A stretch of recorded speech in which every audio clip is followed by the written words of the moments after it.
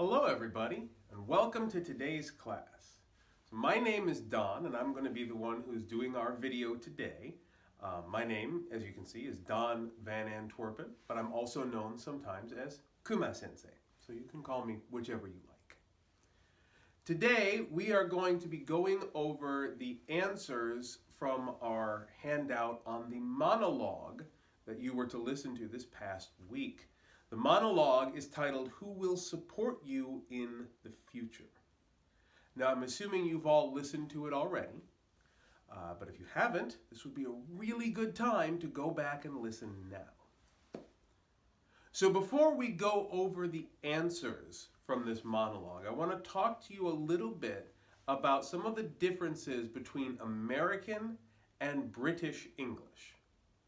Now, some of you may know that pronunciation is different between American and British English. I, for example, am speaking American English because I'm from America, and that's my native form of English. However, in the monologue, our speaker was using British English. Now, these two forms of English are mostly the same, but there are some differences. One of the big differences between American and British English is word choice. British English often uses more descriptive language. The adjectives used in British English often have a very specific meaning. American English, however, is usually less exact with its descriptions. Many of our adjectives can mean several different things, and we also use a lot of tone of voice to communicate. So these are just some of the differences between American and British English. And as we go through the answers to today's work, I am going to point out some of these differences and hope that they may be helpful.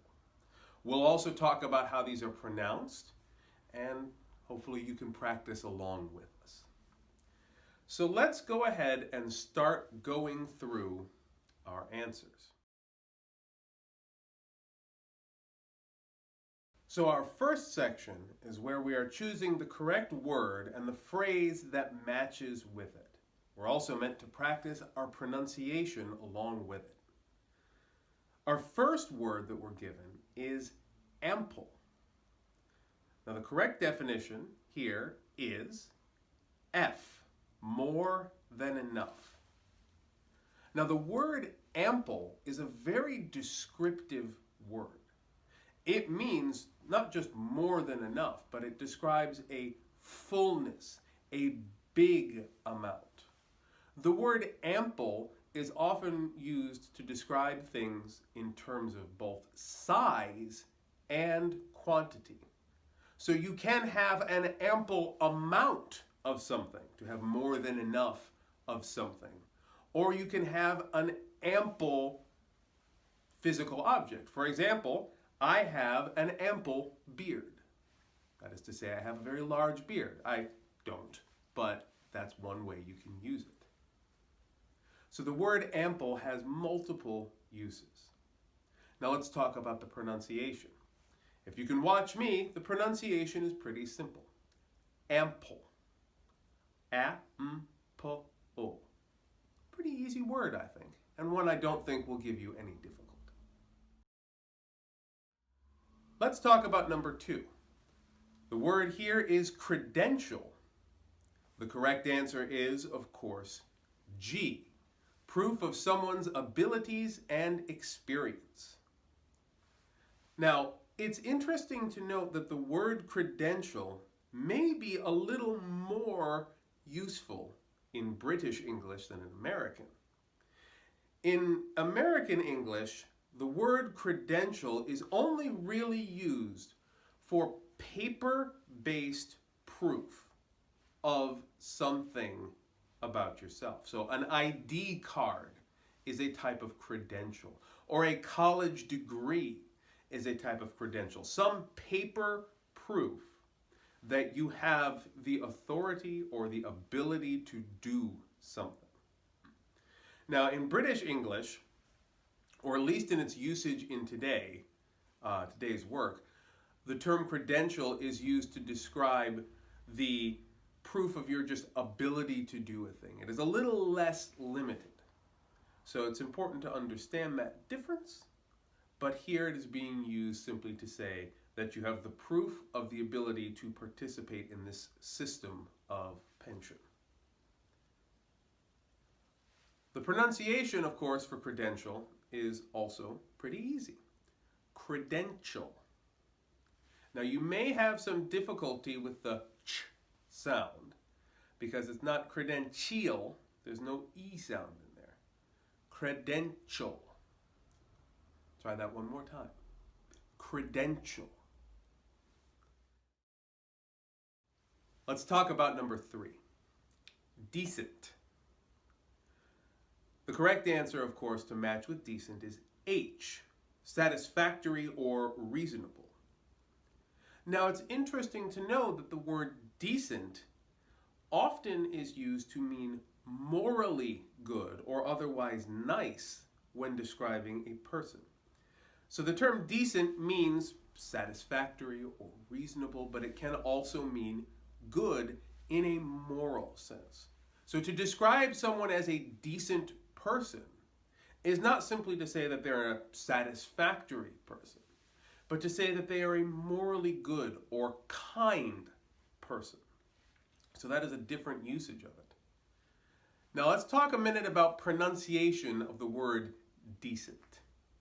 Now as you can see, decent is the pronunciation.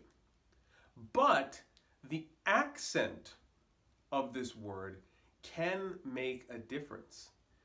Decent and decent are two different words. Now note the difference. The word we have here for number 3 is decent, with the stress on D. Decent. That word means exactly what we've talked about. Satisfactory or reasonable, or sometimes morally good or nice or kind. So when you're pronouncing, make sure that if you're talking about a policy or a person as decent, that you get your stress on the first syllable correctly. Let's talk about number 4.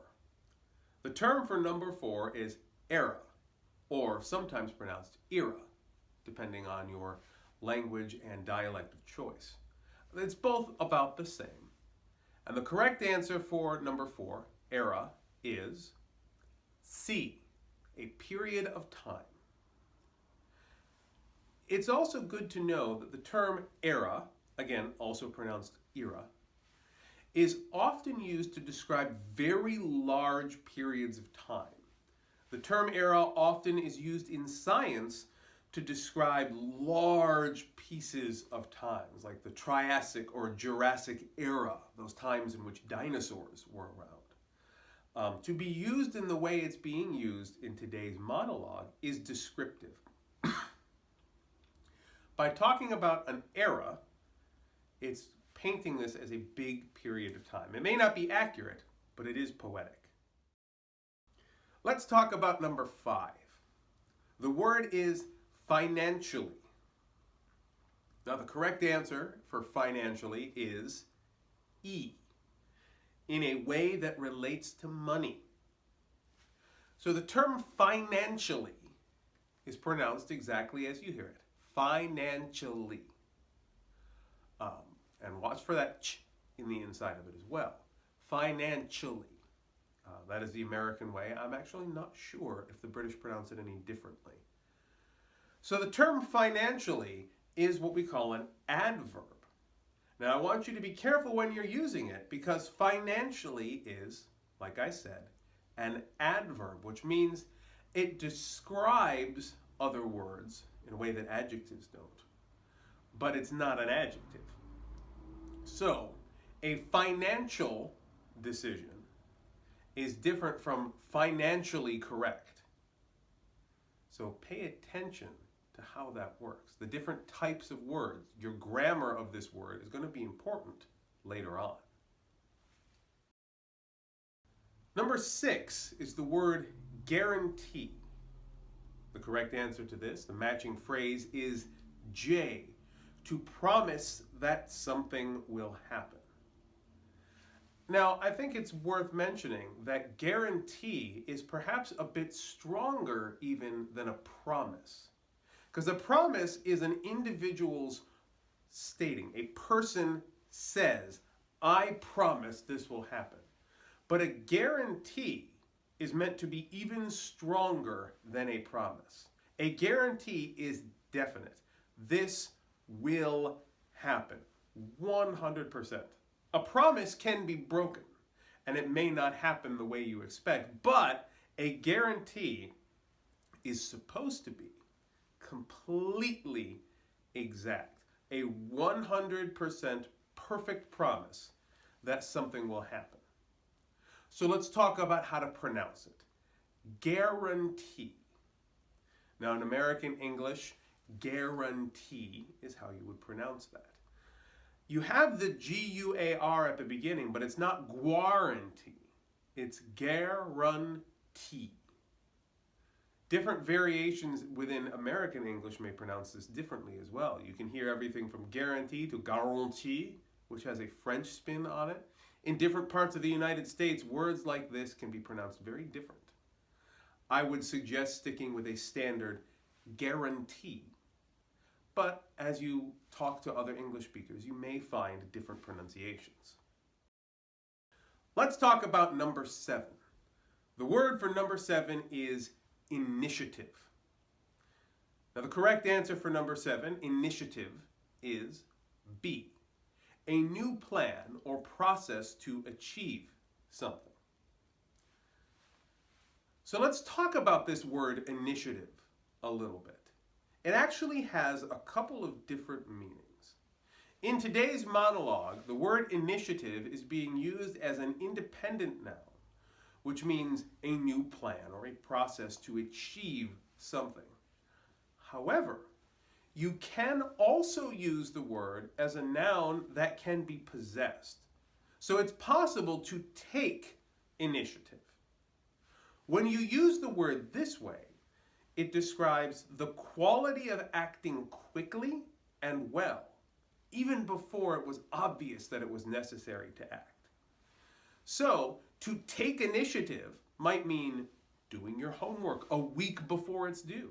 That's taking an initiative, doing something well and quickly before it needs to be done.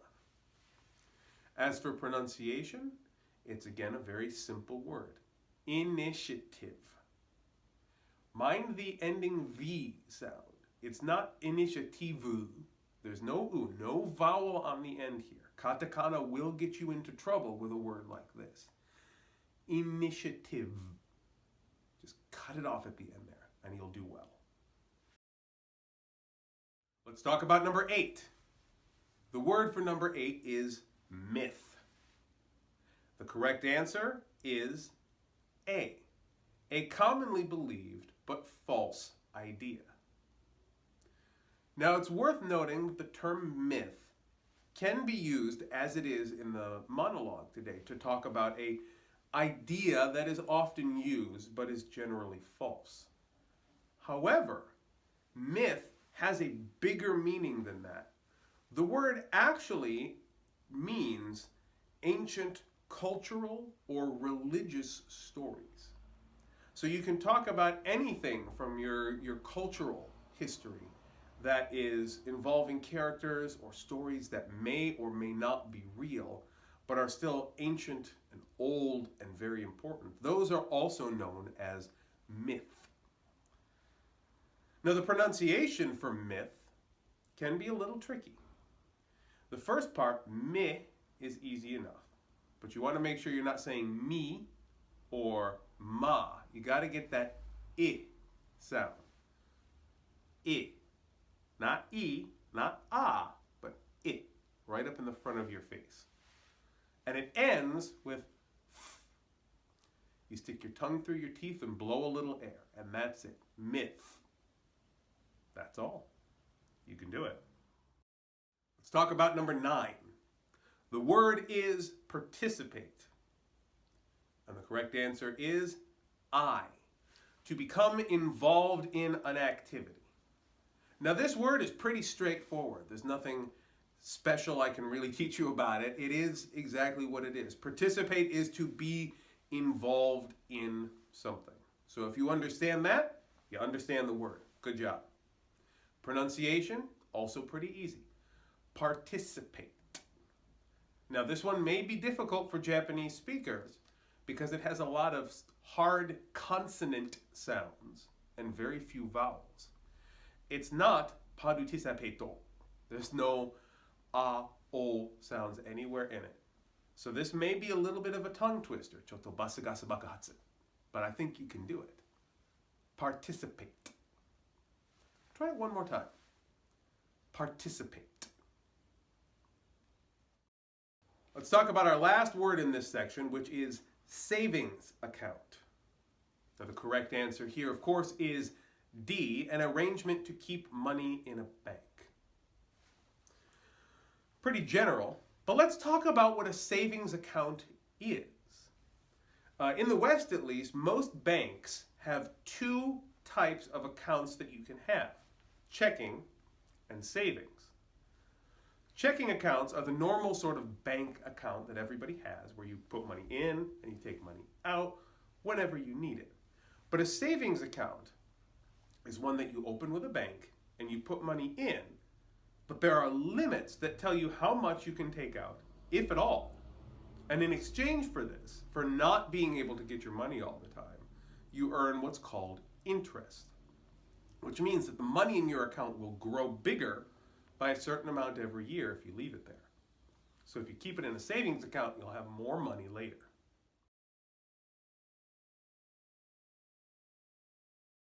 So now we're going to talk about section 2, where you're going to listen to the talk and then choose the best answer for each of the 3 multiple choice questions.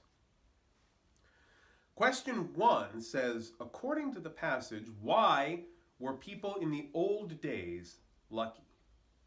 Now there's 4 possible answers. A, they had many babies. B, they enjoyed their lives more. C, their pension system was well funded. Or D, their pension system was for everyone. So the correct answer, of course, is C. Their pension system was well funded.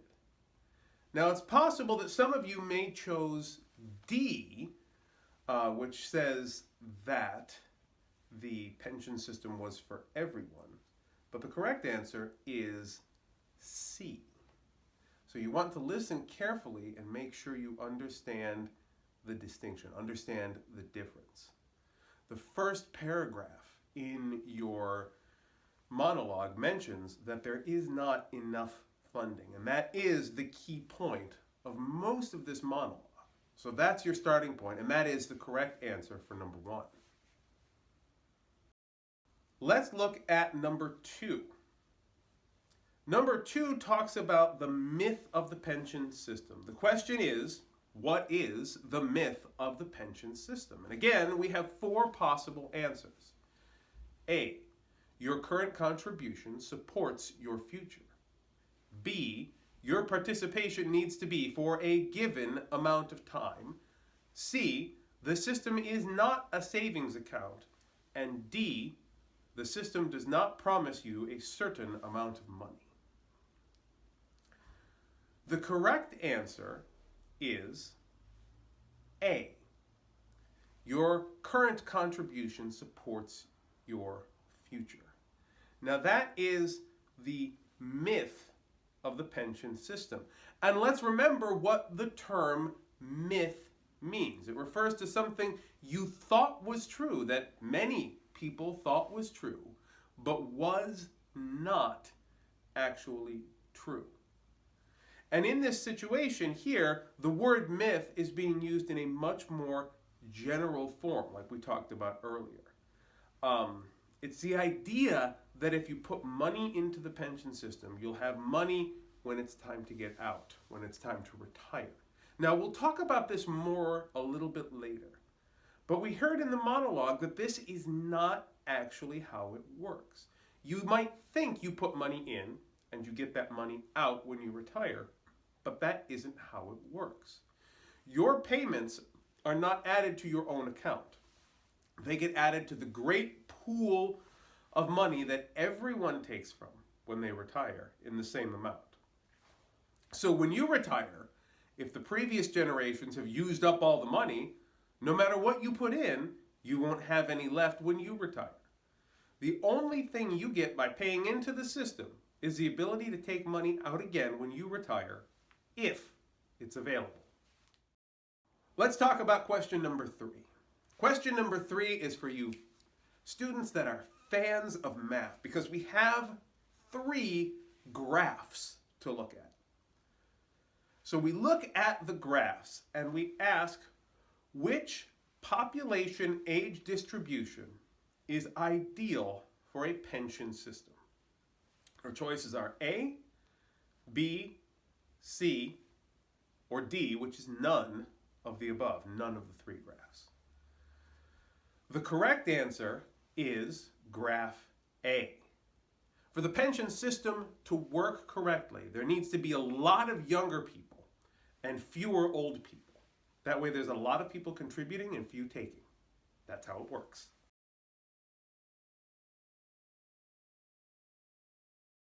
So now let's go into section 3, where you were supposed to listen again to the monologue and fill in the blanks with the appropriate word in the appropriate form from exercise 1.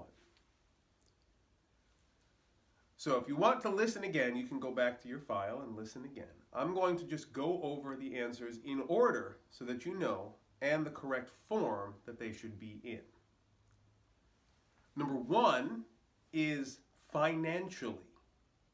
Note that LY form. Number 2, ample. Number 3, era. Number 4, myth. Number 5, participate. 6, credential. 7, decent. Note the accent on the first syllable like I mentioned before. Number 8, guarantee. Number 9, savings account. And number 10, initiative. Now with each of these, you need to know why it's in the form that it is. So let's talk about each of these. Number 1, the sentence you have here is these people, called baby boomers, could be independent financially. So the ly adverb form is used to describe independent, the way in which they are independent. So not financial independent, but financially independent. Number 2 was ample, and that continues the sentence. These people called baby boomers could be independent financially since the government had ample funds for the pension system. Ample, in this case, an adjective describing the word funds. Number 3, as we said, is the word era. They were lucky, weren't they? Unfortunately, this happy era has not continued. Fortunately, there are no other forms for the word era, so as long as you put it right there, you should be good. Number 4, number 5, and number 6, and number 7 are all parts of the same sentence. So let's go through it. Myth, participate, credential, and decent. The myth of the pension system is that if you participate in the system for a certain period, you will have the credentials to receive a, what's our word? Decent, not descent, decent. That accent's important. You will have the credential to receive a decent amount of money for your retirement. Now in each of these, myth is its own form. It doesn't have any other forms unless you change the word to something else. Participate is the verb form. So it's not if you participation, it's if you participate. mind your verb form. If you participate in the system for a certain period, you will have the credential to receive a decent amount of money for your retirement. Each of these words working exactly as you'd expect. Next on our list is 8, which is guarantee. Let's look at that in its sentence. Your participation is only a ticket to access the pension system, yet it does not guarantee a particular amount. Now, the fun thing about guarantee is the noun and verb form are the same, so you're lucky here. 9, of course, this is not like a savings account. No form changes there, and it's true. This does not work like a savings account. Let's look at number 10. Do you think, or don't you think it's time for the government to take the initiative to establish a strong pension system for all citizens to maintain their quality of life? You'll note that it's used in the possessive form. Take the initiative, as I described earlier. Cool to see that in action.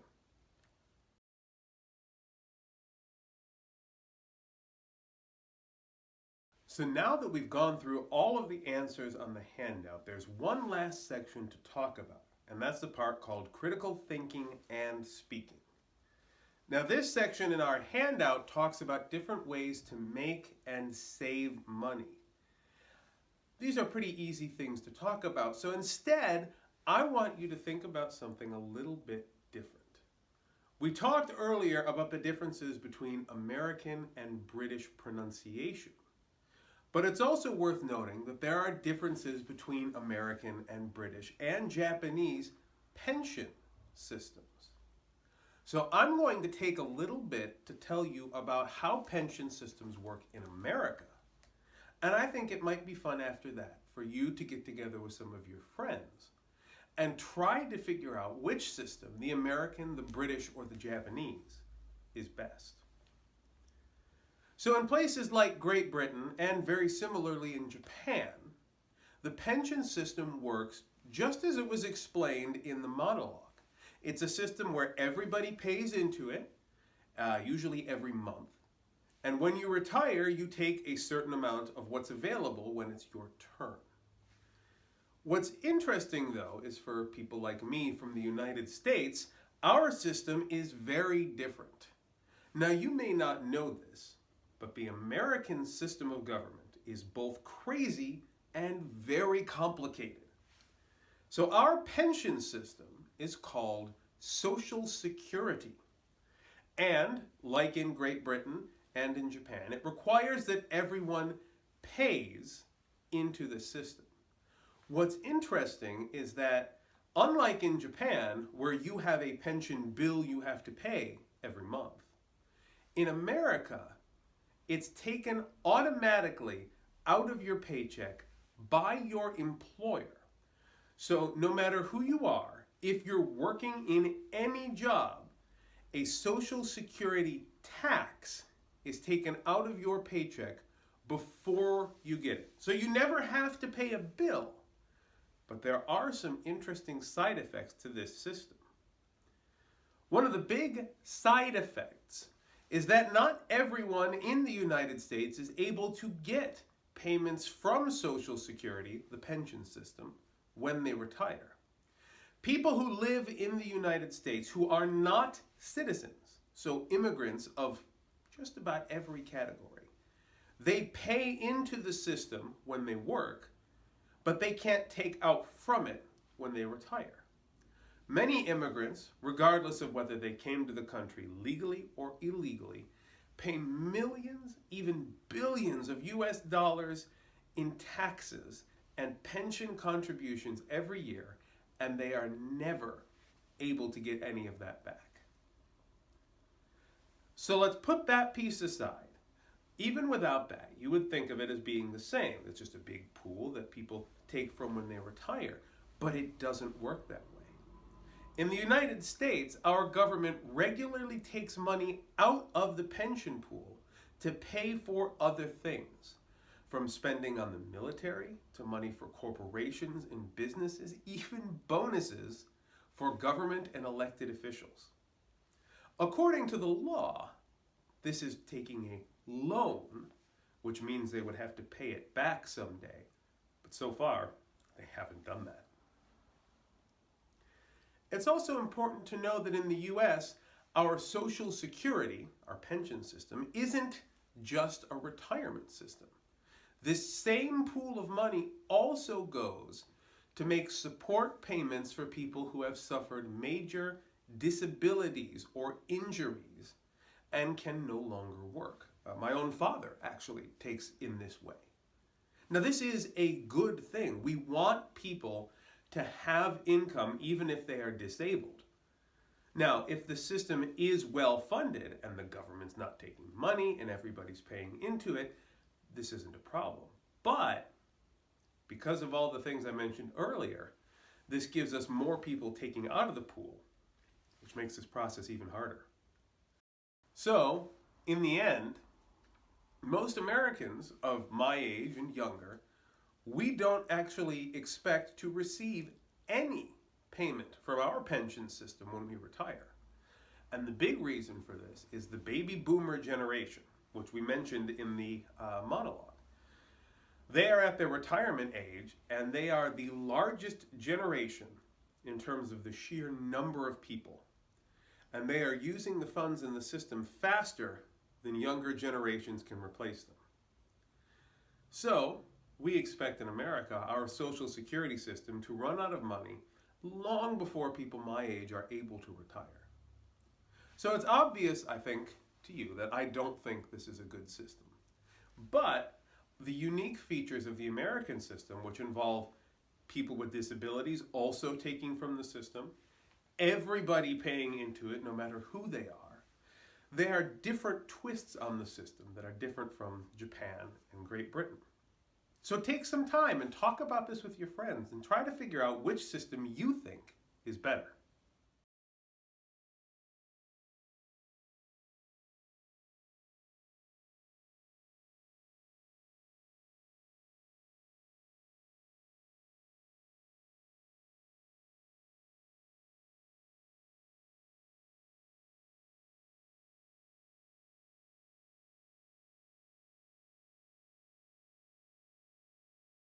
So that's it for today. So thank you very much for listening through today's lesson. I hope you learned a lot. I sure had fun talking to you. And I look forward to seeing you guys next week. Have a great week. Bye.